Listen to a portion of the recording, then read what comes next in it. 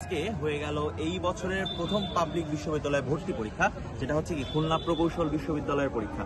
তো আমরা জানার চেষ্টা করব যে আসলে কোশ্চিন প্যাটার্ন কিরকম ছিল, কোশ্চিনের সাথে আমাদের স্টুডেন্টরা আসলে কিভাবে ডিল করছে। আমরা র্যান্ডম কিছু স্টুডেন্টের সাথে কথা বলবো, তাহলে চলো আমরা একটু কথাবার্তা বলি। এই যে আমরা দেখতে পাচ্ছি কিছু স্টুডেন্ট কথাবার্তা বলতেছে, আমরা তাদের সাথে কিছু কথাবার্তা বলবো।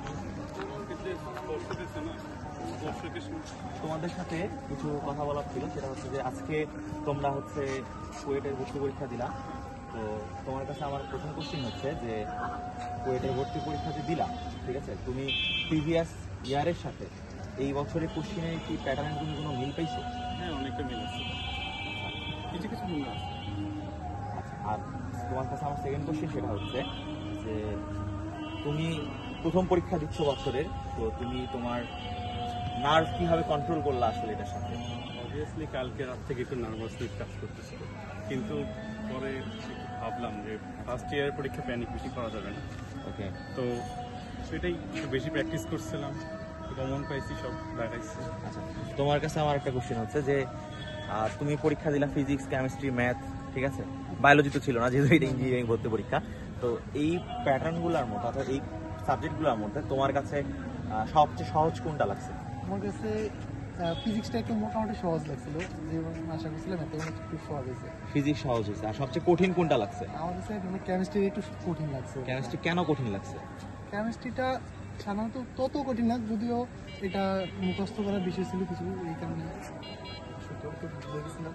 আচ্ছা আচ্ছা, তোমার কাছে আমি জিজ্ঞাসা করতে চাচ্ছি যে তুমি যে পরীক্ষা দিলা, ঠিক আছে, তো এটা তোমার ফার্স্ট এক্সাম ছিল, মানে এই বছরের পাবলিক অ্যাডমিশনের ক্ষেত্রে। তো তুমি তোমার বেটারমেন্টের জন্য কি কি অ্যাপ্রোচ নিতে চাও যে ভাই আমি এই পরীক্ষা থেকে এই এই বিষয়গুলো হচ্ছে শিখলাম, বা আমি এই জিনিসগুলো অ্যাজাম্পশনগুলো কমপ্লিট করলাম, যে আমি এর পরে হচ্ছে আরো ভালো পারফরমেন্সের জন্য আমি কি কি করবো? প্রথম পরীক্ষা হিসেবে আমার প্রথম পরীক্ষাটা দিয়ে যা মনে হলো যে আমার কোশ্চেন ব্যাংকের উপর প্র্যাকটিসটা একটু কম ছিল। মূল টার্গেট থাকবে আমার পরবর্তী পরীক্ষার আগ পর্যন্ত কোশ্চেন ব্যাংকের প্র্যাকটিসগুলো আরও বাড়ানো, আর স্পেশালি যেগুলি গুরুত্বপূর্ণ টাইপ প্রিভিয়াস ইয়ারে বেশি বেশি আসে ওগুলি বেশি বেশি আরও প্র্যাকটিস করা। তো আমরা শুনলাম যে কিছু স্টুডেন্টের সাথে কথাবার্তা বলে তারা তাদের মতামত শেয়ার করলো। তো এরপর থেকে শুরু হবে মেডিকেল পরীক্ষা, এরপর শুরু হবে তোমার বুয়েটের পরীক্ষা। সো তোমরা তোমাদের পড়াশোনা চালিয়ে যাও, দেখা হবে একদম ইউনিভার্সিটিতে। ধন্যবাদ সবাইকে।